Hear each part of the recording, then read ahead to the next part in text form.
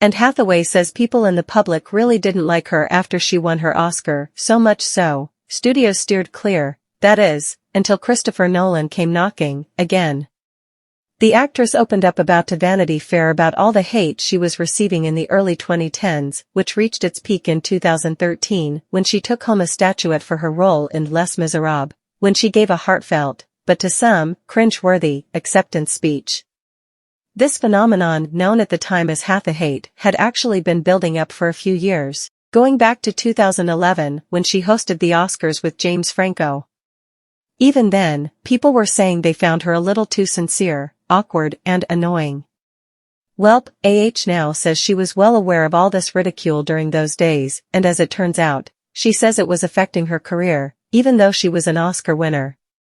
She says, a lot of people wouldn't give me roles, because they were so concerned about how toxic my identity had become online. I had an angel in Christopher Nolan, who did not care about that and gave me one of the most beautiful roles I've had in one of the best films that I've been a part of. Of course, she's referring to COULDN's 2014 smash hit Interstellar. She adds, I don't know if he knew that he was backing me at the time, but it had that effect.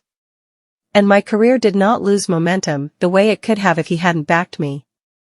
As we all know, and Chris had history before he brought her on for Interstellar, having hired her for his third Batman movie, The Dark Knight Rises, but it sounds like the fact he gave her another opportunity came at just the right time for Anne. In terms of weathering the hate storm, whether it was back then, or even now, Anne says you gotta continue to be bold and be yourself, even if everyone hates your guts. Pretty crazy to hear that Anne was seen as a pariah in Hollywood for a little bit. She's obviously one of the biggest A-listers around, and yet, she says she hit a rough patch. It just proves optics matter, and people pay attention to that stuff, for better or worse.